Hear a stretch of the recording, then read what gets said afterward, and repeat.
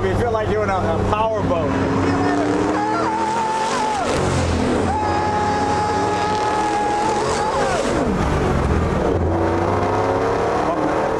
Jay Leno's Garage Pandemic Edition.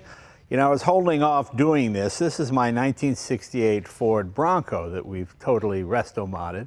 This was a Herculean effort by Ford Motor Company, Mike Spagnola over at SEMA Garage, and Teresa Contreras at, right here, LGE-CTS.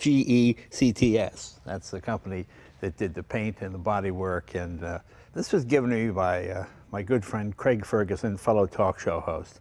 What happened was, my last day at the Tonight Show, the TV show where I had a job, he had a tow truck dump it in my parking space with a very funny profanity-filled letter saying, "Hey, Leno, you're out of a job now. Here's something. You can work on this for the rest of your life, blah, blah, blah." And I thought he had seen it at a used car. It turned out it was his car. He drove it for years and years. He literally drove it into the ground and gave it to me. And I thought it was very funny, and he's a wonderful guy. We brought it to my shop, and I put it in the back for 5 years. And one day, Dave Persek at Ford Motor Company was at the shop. He said, "What's that?" "That's my Ford Bronco. I'm going to do something with it." He goes, let's make a project. I'm Dave Persek, director of Ford Icons, here with the Jay Leno build on his Bronco. Hi, I'm Teresa Contreras with LGE-CTS Motorsports. I'm the custom painter and designer at their shop, and we're a family-owned business in San Dimas. You know, the Bronco's an iconic product. People are spending big dollars to get restored Broncos, and Jay had one just sitting there that just needed some love. It was kind of cool, you know, to hear that he's had this Bronco like sitting in a corner for years, and then all of a sudden now he wants to go ahead and, you know, redo it, but then it's going to have this crazy motor and all these people involved. So it was just really cool to hear like all the pieces kind of come together. We got involved because, you know, I was with Jay in his garage one day, and Jay had this old Bronco sitting around, and he wanted to do something with it and wanted to know if I had a motor to put in it. And so from there it just started to snowball into putting together a project and figuring out, you know, how we could come together to build something that would be unique and special. And so here we are today. This is the first time this engine has been mated to a manual gearbox. That is correct. Yes. Because in the Tremic, Mustang, yeah. it lives, you know, as you know, with the dual clutch transmission. Right, right. So we had to mate it to a manual. So this is the first time we've done that. There was a lot of engineering that went into this. Because what it is, we wanted to keep the essence of a Bronco. We wanted it to be a 68 Bronco, but with more power, better brakes, better handling. Yeah, no, this is not the typical Bronco engine. This isn't the one that the car was delivered with. So the car came with 105 horsepower. The car now has 760 horsepower. So this came right out of our Shelby Mustang. You can't buy this engine. It only comes, you have to buy a GT500 if you want the engine. But, you know, this is Leno, so we figured we'd do something special. I'm totally nervous about the reaction right now. I mean, yes, I look at the vehicle and I'm like, to me, it's stunning, it's refined. This is no joke. He wanted it to be a bit of a sleeper, wants it definitely to look like a 68 Bronco, but wants it to have all the cool stuff in it. It's got these curves and the lines, and it has all the heritage, but it has all these new modern touches that are just hints here and there. You know, you really have to look for them. This is one of the few vehicles we did not build at my garage. I was like a bride looking at a new dress. I didn't make the fabric. I didn't design the dress. I just picked the colors and the shapes and different things like that. I sat down with Dave Persek and Teresa and Mike, and I decided this Ford blue would be a great color because it's reminiscent of the original first generation Bronco with the white top. We love doing that. And a few other things, and I picked the upholstery, and you know, Ford gave us the incredible engine, the 760 horsepower 5.2 liter motor, actually the most powerful engine Ford has ever produced up to this time for street use. 760 horsepower out of the new GT500 Mustang. And we decided to put this in this, and well, they did it in like 3 months. It's unbelievable how quickly it came together. You know, it takes us years to finish a project here at the garage, and these guys did it in like 2.5, 3 months. I mean, it was unbelievable. We unveiled the car at SEMA. It was pretty exciting. It got a lot of publicity. People liked it. They liked the fact that we kept the original look, the original shape. You know, Dave Persek is head of, I guess they call it iconic brands at Ford.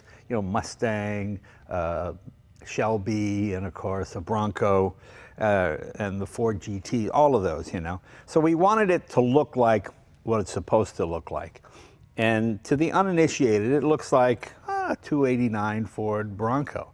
You know, you might get a few hints when you look under, you see that Kincer chassis under there, which I will go into in just a minute.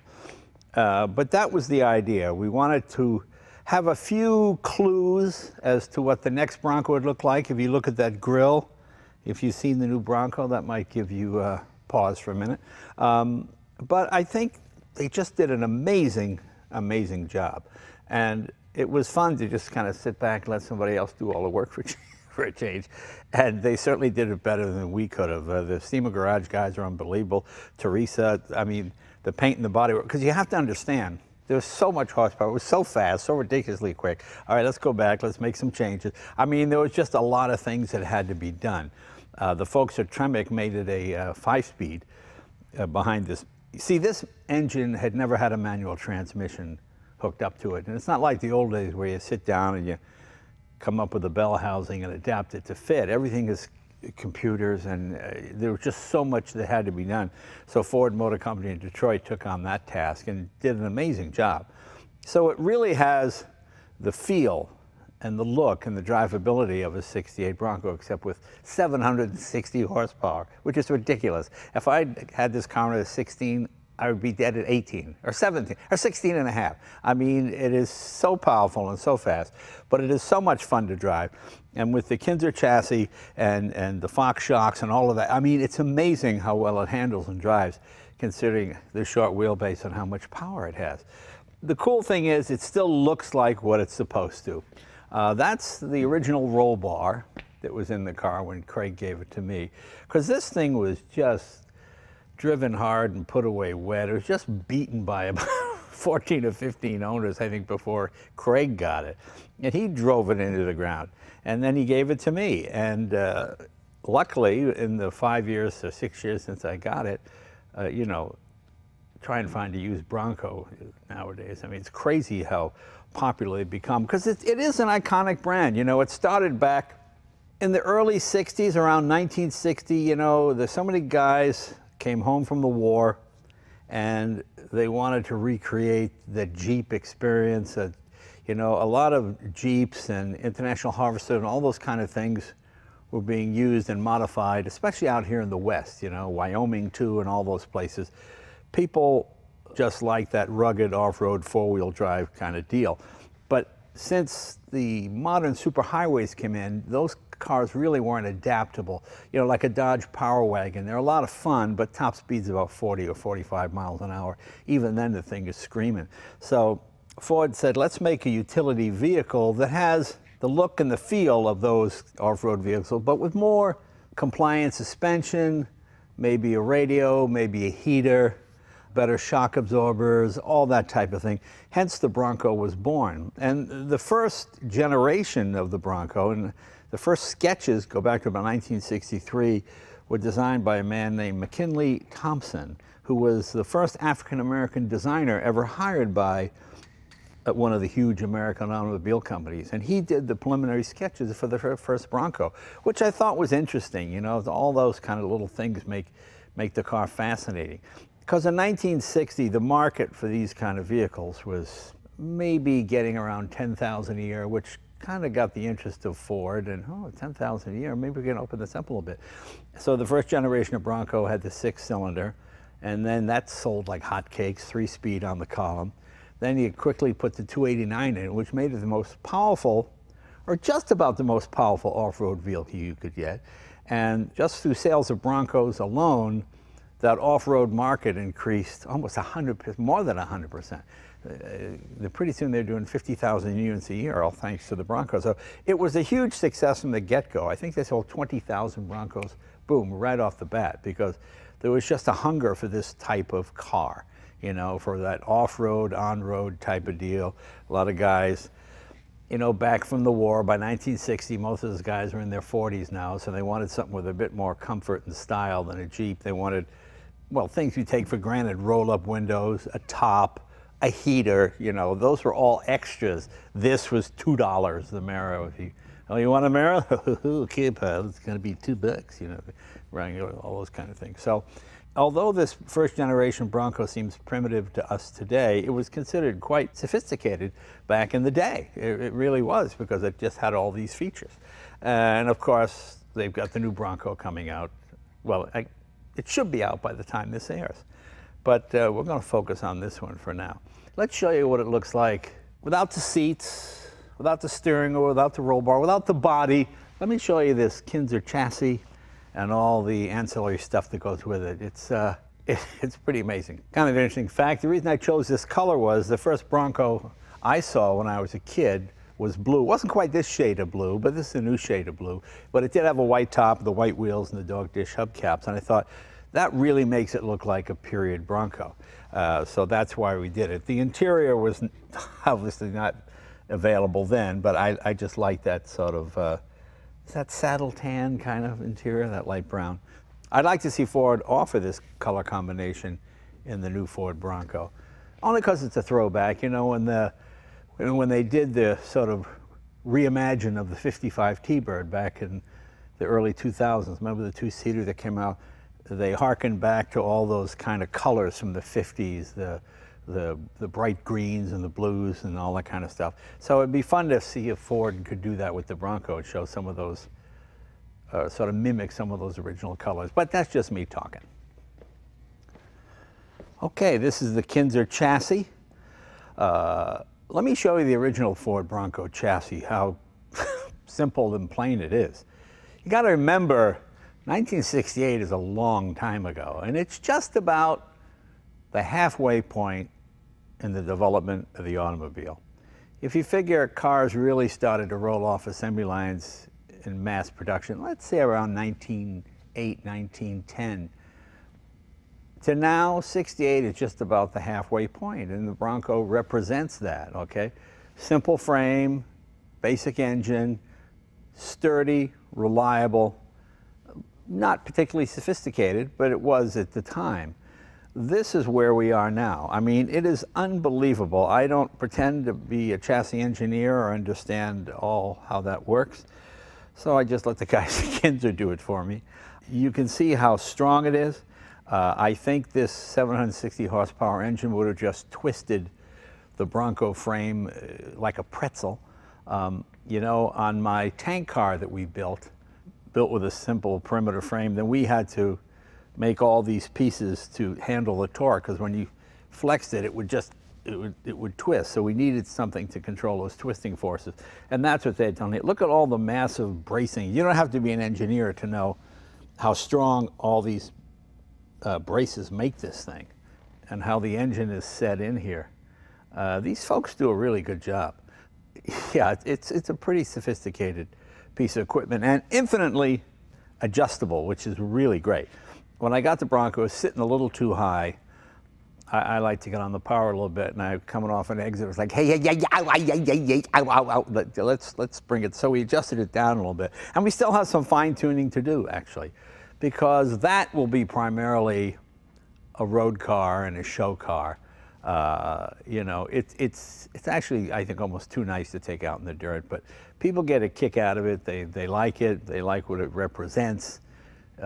You know, the simplicity, big engine. In fact, the engine is so big in that thing, there was no room for a heater or an air conditioner or anything. You know, it's all motor. When I open that hood and you see the supercharger, you see how it's jammed in there. It's very impressive. It's very impressive. But this is also pretty impressive. Look how high in the chassis that engine sits. So center of gravity, it's not a Ford GT, it's a Bronco. You got to remember that. So, you know, when you're coming off exits or going into corners, you know, be careful. But you've got equipment here. I mean, look at these universals. Look at the size of the drive shaft. You've got something here that can take the power that this motor is putting out. And that's why Dave Persek and the guys at Ford, well, that's why we let them build it, because A, they know what they're doing more than we do.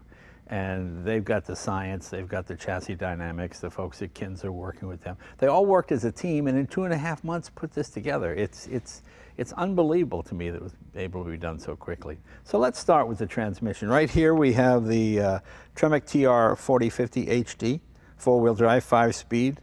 The Silversport transmission installation kit goes here. Quickdrow brand Bellhousing.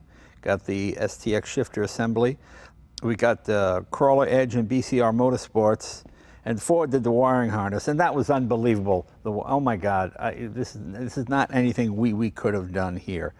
You've got custom airbox, custom exhaust fabrication. You've got Borla mufflers here. I mean, it just goes on and on. The reason we chose Kincer is they're a Ford licensee, which means they are licensed by Ford to make chassis for Broncos. That means Ford has looked at what they do and said, yes, you can put our name on it, which is hard to get. You know, a lot of people build aftermarket stuff. You notice you have Chrysler's name or Ford's name or GM's name because they didn't get the licensing agreement.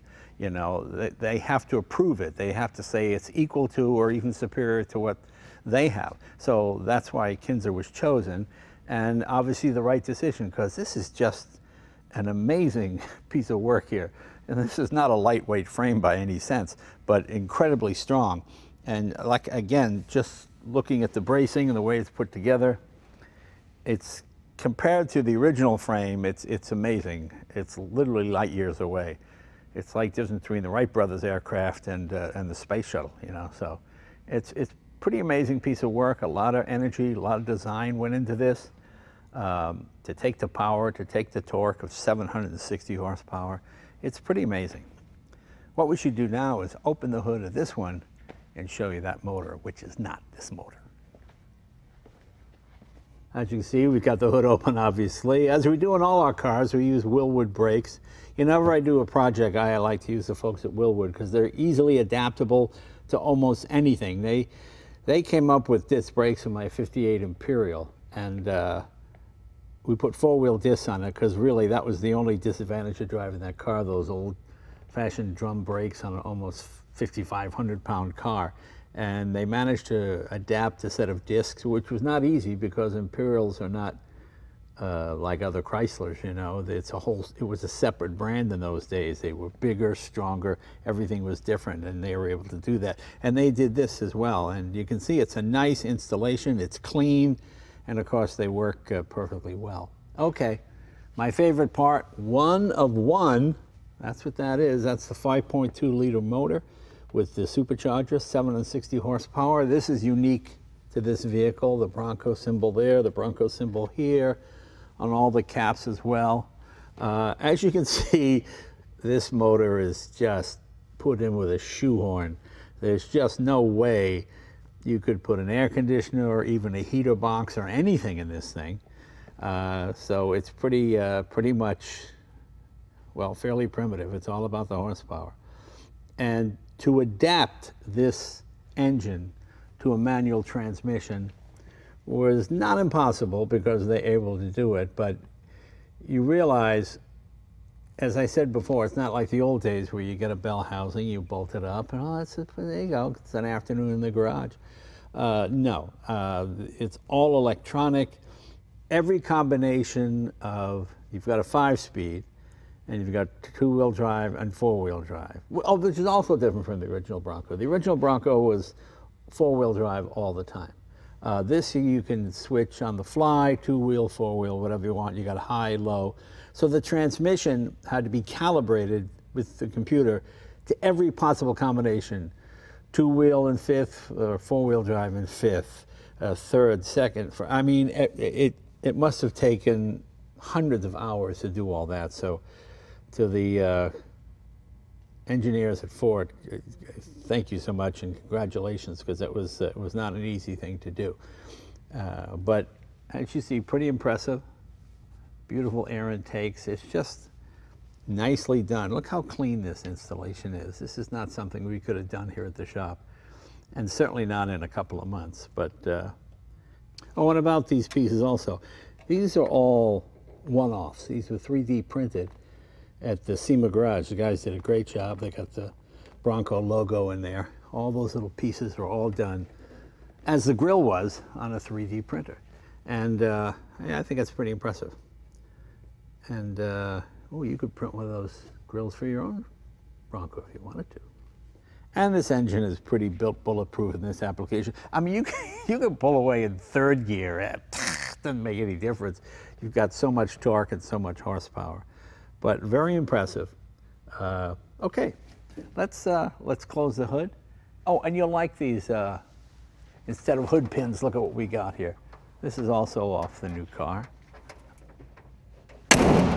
And these hood pins are the same ones used on the new Shelby GT500. You see, you just press them down and they open the hood.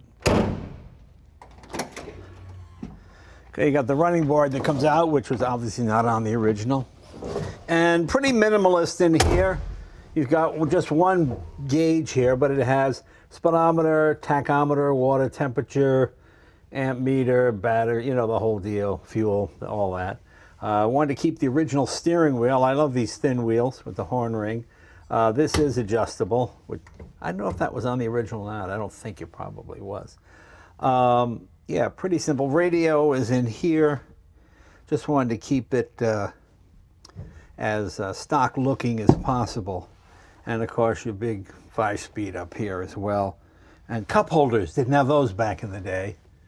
And the roof, or the top does come off, but you're gonna be here for quite a while with a wrench and bolting the whole thing. But as you can see, pretty nice. You got the Bronco emblem in here, spare tire back there. I wanted to keep it a 2-seater because it's usually just my wife and I driving this thing. Okay, here we are at the rear of the vehicle. Once again, you see LGE-CTS. That stands Louis and Jerry Enterprises. They were the husband and wife team that started the company. Now their kids are running it. And then CTS stands for Custom Truck Shop.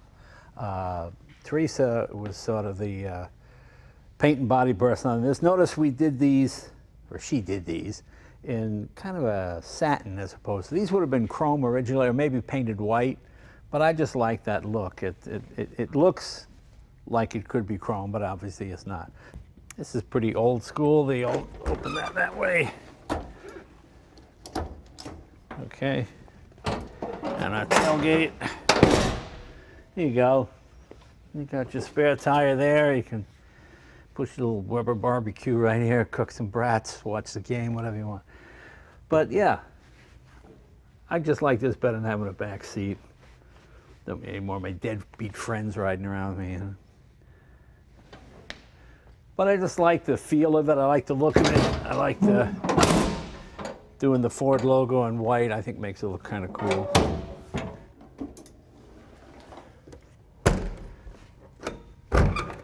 There you go. Lock her up again. Let's take it for a ride.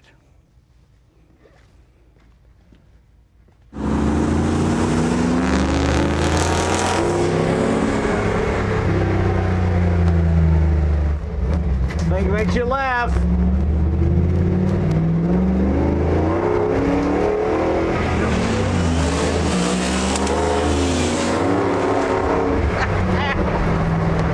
You just feel this thing just clawing at the ground. And with this Kincer chassis, you're not going to break anything. You're not going to break any drive shafts or universal joints in this thing.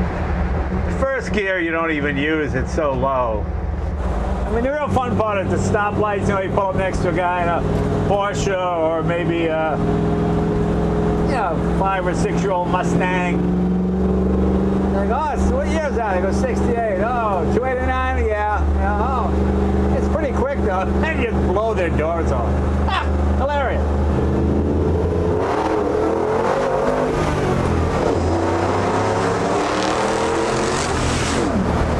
When that front end goes up, you feel like you're in a power boat.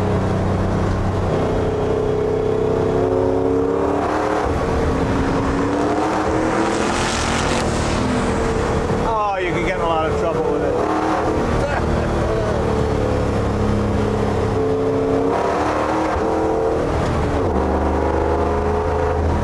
Even in fourth gear, it just pulls like a train. It's crazy. Well, you feel on high center of gravity when you go into a corner with this thing.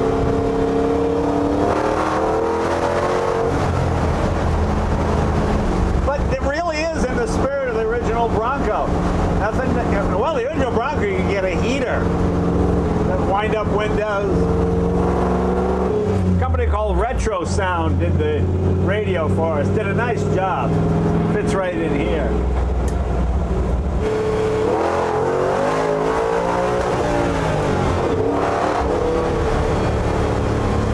See, I live in a hilly area, so I need that extra power to get me over the hills. See, I couldn't imagine this with putting this engine in the stock chassis. It would just look like a pretzel. It'd be crazy.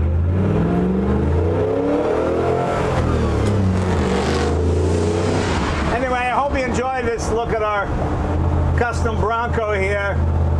You know, we had our crew. We could have done a lot more in-depth stuff, but I just wanted to get it out because I don't know how long this pandemic thing is going to last. But I think we covered everything. We got the chassis here. We showed you that. Check into any of these suppliers if you're doing one of these Broncos. Because as I said, Kincer is licensed by Ford, so everything fits. You know, Ford has no problem with adapting their stuff to the chassis. I mean, it's really the best way to do it. Anyway, I'm gonna go out and have some more fun with this thing and try not to kill myself. All right, you guys, see you later.